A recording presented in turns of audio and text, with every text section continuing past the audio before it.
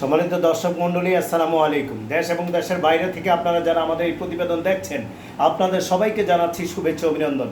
সম্মানিত সুধী, আপনারা জানেন আমরা আপনাদের সামনে প্রতিদিন চেষ্টা করি ব্যতিক্রম কিছু প্রতিবেদন নিয়ে উপস্থিত হওয়ার জন্য।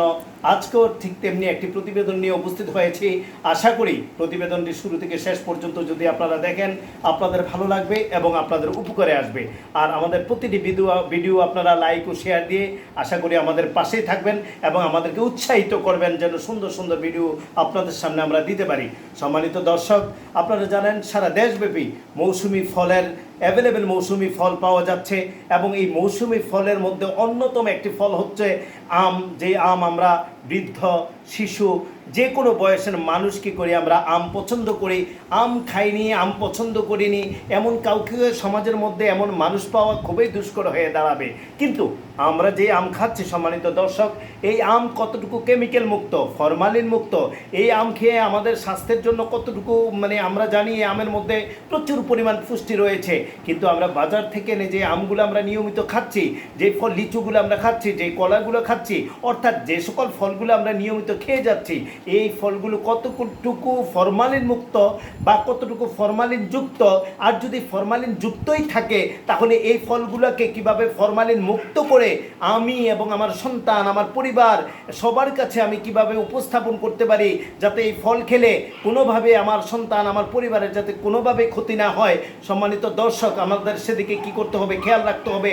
এই ফলের মধ্যে যে ফরমালিনটুকু মিশানো হয়ে থাকে, চিকিৎসকগণ বলেন এই ফরমালিনের কারণে আমাদের দেহের মধ্যে ক্যান্সারের মতো মারাত্মক রোগ হতে পারে, আমাদের লিভারে প্রবলেম হতে পারে এবং আমাদের যে কোনো ধরনের বড় কোনো রোগে আমরা যে কোনো সময় কি করতে পারি, আক্রান্ত হয়ে যেতে পারি। সম্মানিত দর্শক, আজ আমরা চেষ্টা করব আপনাদেরকে এই বিষয়ে কিভাবে আমরা ফরমালিন মুক্ত আম খেতে পারি, অর্থাৎ ফরমালিনযুক্ত আমটাকেও যাতে আমরা কিভাবে ফরমালিন মুক্ত করে খেতে পারি, এই বিষয়ে আপনাদেরকে আমরা কিছুটা আলোকপাত করার চেষ্টা করব, আলোচনা করার চেষ্টা করব। আশা করি আপনারা আমাদের এই আলোচনা আপনাদের সকলের উপকারে আসবে। ফলকে কিভাবে ফরমালিন মুক্ত রাখা যায় চলুন জেনে নেওয়া যাক।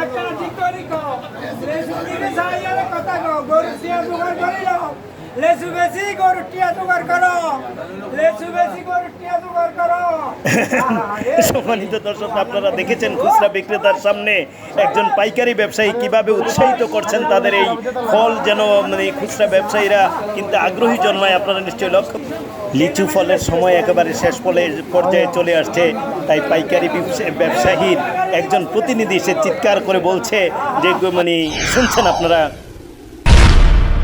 চ্যানেল আল আফজাল, সত্যের সন্ধানে প্রতিটি মুহূর্তে। চিৎকার করে ওই লোকটি বলেই যাচ্ছিল যে আচ্ছা লিচু বিক্রি করে যে আপনাদের লাভ হবে, ওই লাভ দিয়ে আপনারা এই বছর গরিব কোরবানি দিতে পারবেন।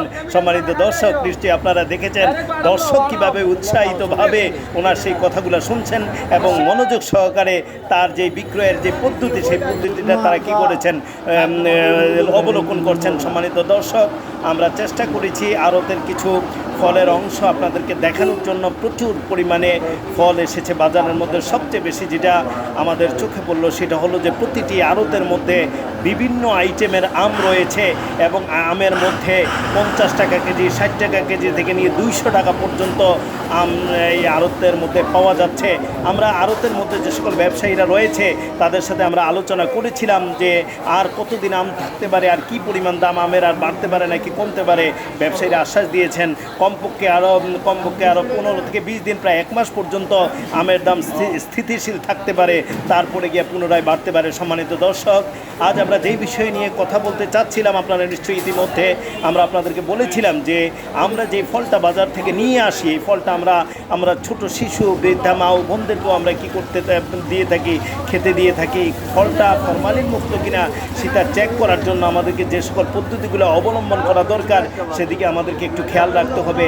কারণ আমরা জানি না, আমরা তো সবাই আর চিকিৎসক না, সবাই তো আর ভালো জ্ঞানের অধিকারী না যে আম দেখলেই আমরা বুঝতে পারবো এটা ফরমালিন মুক্ত আর এটা ফরমালিন যুক্ত। আমরা যেহেতু বুঝতে পারবো না, সাধারণভাবে নর্মাল প্রাথমিক পর্যায়ে আমরা যেই কাজটি করে থাকবো সেই কাজটি হলো আমরা বাজার থেকে যে আমটি আনবো, ওই আমগুলো আনার পরে যখন আমরা খাওয়ার প্রস্তুতি নিব, প্রস্তুতি নেওয়ার পূর্বে আমরা চেষ্টা করব প্রাথমিক পর্যায়ে যে সকল কিছুটা হলেও আমরা আশ্বস্ত থাকতে পারি, কমপক্ষে 30 মিনিট আমরা কি করব, যে আমগুলো আমরা খাবো ওই আমগুলো আমরা পানির মধ্যে কি করব, ভিজিয়ে রাখবো। 30 মিনিট পর তারপর আমরা কি করব, আবারও পুনরায় পরিষ্কার পানি দিয়ে আমরা কি করব, আমগুলো ধুয়ে তারপরে আমরা নিজেরা খাবো এবং আমাদের পরিবার পরিজনদেরকে আমরা কি করব, তাদের সামনে উপস্থাপন করব এবং তাদেরকে খেতে দেব।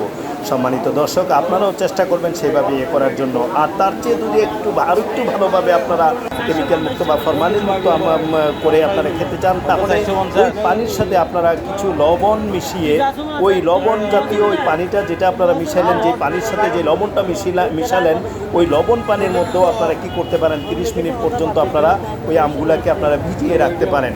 তো দর্শক, আরও একটু উত্তমভাবে যদি আপনারা কেমিক্যাল মুক্ত করতে চান, তাহলে বেকিং সোডা নামে এক ধরনের সোডা আছে, ওই সোডার সাথে পানির সাথে মিশানোর পরে ওই মিশানো পানির মধ্যে যদি আপনারা আমটাকে কী করতে পারেন, ওই কতক্ষণ ভিজিয়ে রাখতে পারেন, আশা করি আরও আপনারা উত্তমভাবে আমটাকে নিজেরা কী করতে পারবেন, কেমিক্যাল মুক্ত বা ফরমালিন মুক্ত করে নিজেরাও খেতে পারবেন এবং সন্তানদেরকেও খেতে দিতে পারবেন।